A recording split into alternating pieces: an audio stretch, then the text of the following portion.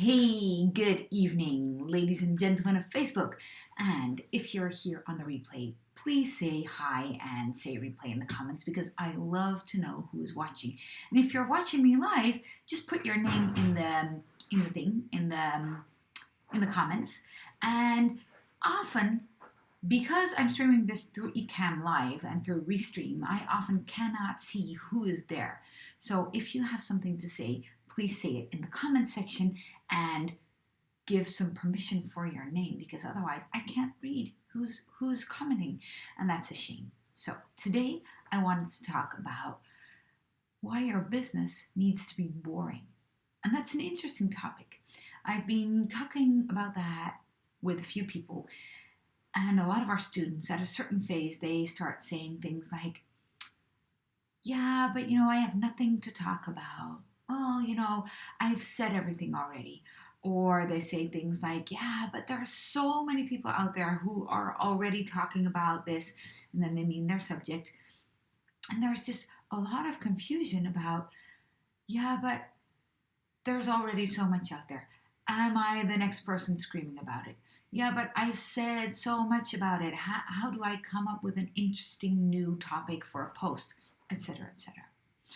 And what I want you to know is that there is a really, really, really, really big distinction between, hey, yeah, between being interesting for you and being interesting for your clients. And that's a huge, huge, huge difference. The thing is, when we sit at home or in our office thinking about what we do and about our marketing and about what we're going to say on a Facebook Live or what we're going to write about in an email or an article, right? Then we start thinking from the perspective of, do I have something to say? But the thing is, the thing that I should be saying is often, hey Hassan, is often not the thing that your clients should be hearing. Because the thing is, what you find interesting is probably not what your client needs to hear. And that is the case because probably if you're a coach but also if you're selling food, it doesn't matter what you sell. Probably your customer has only been in touch with that specific thing once or maybe a few times. Whereas for you, it's your day job. Like me, I'm a trauma therapist and a business coach, and I talk about money all day, every day, with everyone. And not so much about the thing money, but about your beliefs around money and about your beliefs around business and your beliefs around sales. And we restore your childhood traumas around that. I know everything there is to know about that. And I'm talking about that every day, all day. So to me, after 20 years of doing that, I often think, oh, well, who's really, should I really be talking about that again today? Is that really interesting for other people to hear? There are so many books about it. Come on, why would we bother the world with that again? But the person who is going to read it is not reading about it or talking about it all day, every day.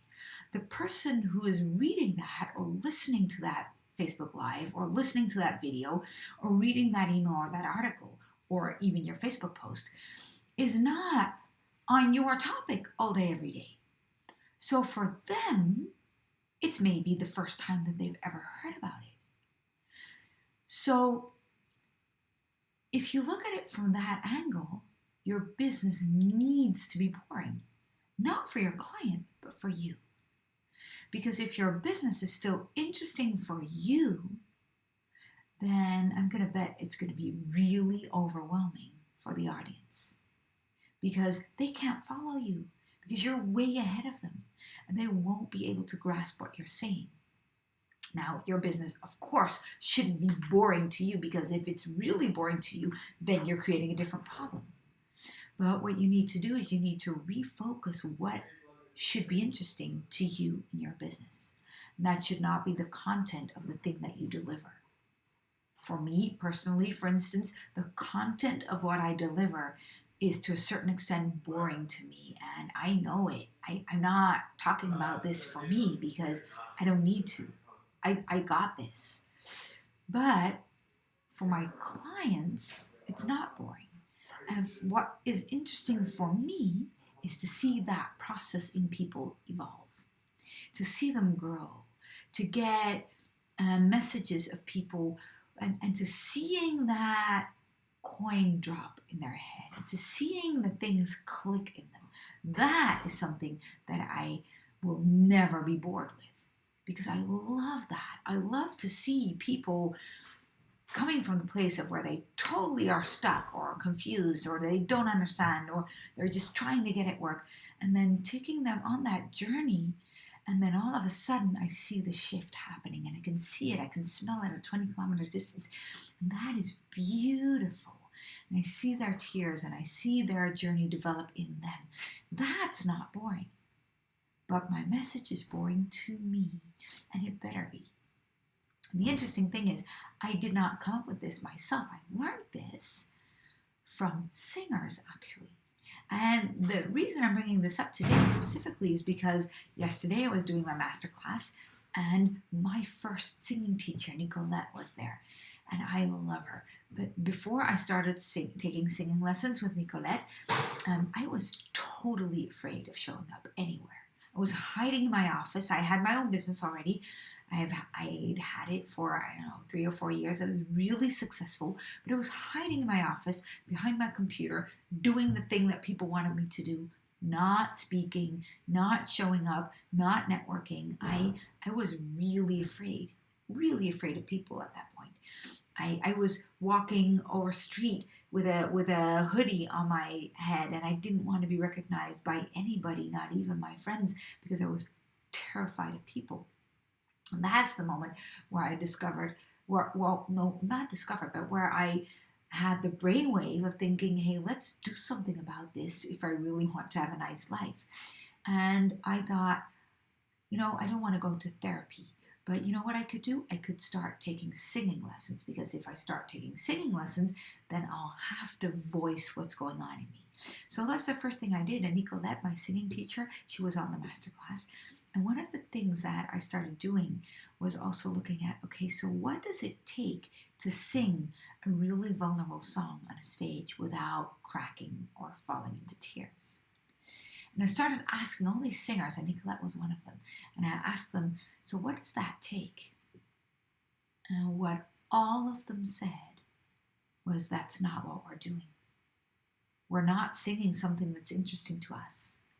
We're singing something that's really boring to us. If it has to amuse us as singers, the song itself, we're out. We can't do it anymore, because there's no way of controlling your emotions when it has to be interesting to you. One of the things that she told me is that you have to go to the place where it was the first time that you ever heard it. And that is what you have to transfer to the audience, the first aha moment that you ever heard. And you have to be in the place where you allow the audience to hear it as you did for the first time. That means that it has to be completely boring to you. You really transfer emotions, but you don't transfer your personal emotions of that first time. You transfer the emotion of the song. And they told me it's probably the 3,000th time you're singing that. Don't make it interesting to you. Make it interesting to the audience, and then get your own emotions in that place where you can allow the audience to receive it and really connect with the audience so that they can receive it from you. And then that's your gift back. And I love that, because Nicolette yesterday reminded me of that specific incident where I saw that. I really wanted to talk about that today. So if you have any thoughts, any questions, please pop them down in the comments. I would love, love, love to read them. I'm going to sign off right now because I have a coaching client in 30 seconds. So I'm going to make myself ready to go there. Please let me know what your thoughts are on this topic, and let's get you out there without any hesitation, because the world needs more of you in it. And I really, really, really hope to see more of you in the world as of today. Bye. Have a wonderful evening.